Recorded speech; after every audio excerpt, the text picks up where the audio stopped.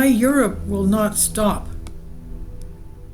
Everyone involved is witnessing a not unique but rare situation in world history, where the prospect of ending a major war and returning to peaceful life is causing groans and gnashing of teeth on the continent where the war is at its epicenter, Europe.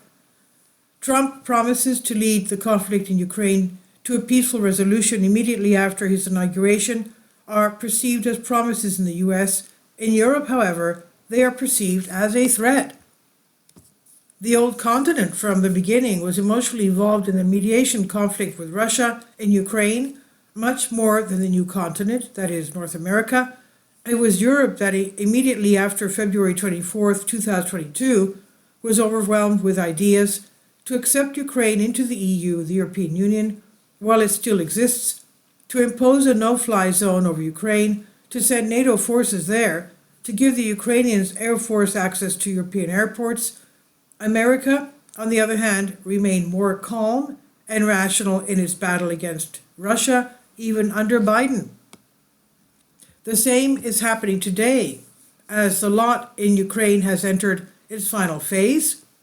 The Trump team is calmly and cynically thinking about how it would be beneficial to disengage the US from the toxic Ukrainian affair, transferring the entire burden of the conflict with Russia to Europe. In Europe, this causes lamentation, not because it will have to deal with Russia, but because it will have to do it without the help of the US. The idea that they might not have to fight Russia but accept it as a sovereign state and cooperate with its equals does not even cross the minds of Brussels, that is the European Parliament, London, Paris, or Berlin. The crushing of Russia is a pan-European elite consensus.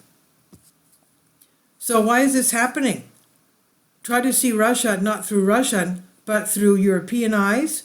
Perhaps the biggest mistake of the Russian political, scientific, and diplomatic community was that it did not do this and for decades promoted the priori utopian idea of Greater Europe from Lisbon to Vladivostok.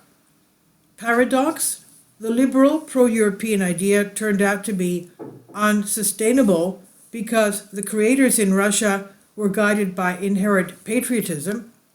This patriotism, if you like, megalocratic chauvinism, was based on the self-evident fact that Russia is a great country, and on this basis they believed that they could create a stable international structure with other great powers of Europe. But from the perspective of Europe itself, Russia is not a great country.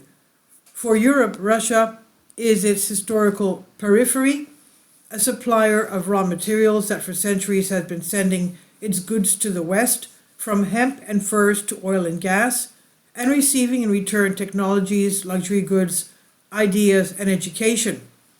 As the verse says, what delicate London trades for every whim it brings to the Baltic waters for our wood and fat.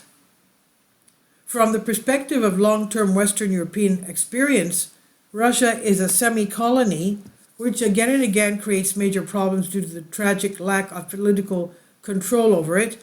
Peter the Great integrated Russia into the capitalism of the New Age and the economic system of the United Europe, but preserved and strengthened its defense capability, sovereignty, and autonomy, and that was the problem.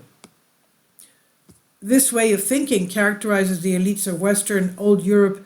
In the eyes of Eastern Europe, Russia is simply a bloodthirsty empire that devours it every 100 years. But for England or France, Russia is Eastern Europe itself. The largest part of the failed socialist project, underdeveloped over time, defeated in the Cold War and trapped in dead ends of historic development. And therefore it should listen and be silent and listen. For the West, Russia is similar to Poland, only the problems with the Russians are multiple, since they have many times more territory, resources, and military power. However, as the EU manages to keep Poland under control, despite the difficulties, they believe that sooner or later they will be able to subjugate Russia too.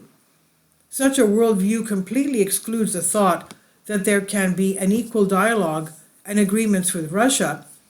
At the same time, European politicians cannot ignore Russia Unlike the Americans, the economic system of Europe, into which Peter the Great integrated his country, remains in operation to this day, and Russia is equally necessary for it. For the European elite, it's equally impossible to forget Russia and its resources, as well as to revise their attitude towards it. That is why they will continue to try to break Russia, quote unquote, until they themselves are broken. Please leave your comments about this, and thank you for your support. Finally, support my Patreon account. The daily posts are 5 videos daily, and they are totally different from what I have on my YouTube channel. Thank you so much for your support and that you find all my content so interesting. You'll find the Patreon account details in the description box below.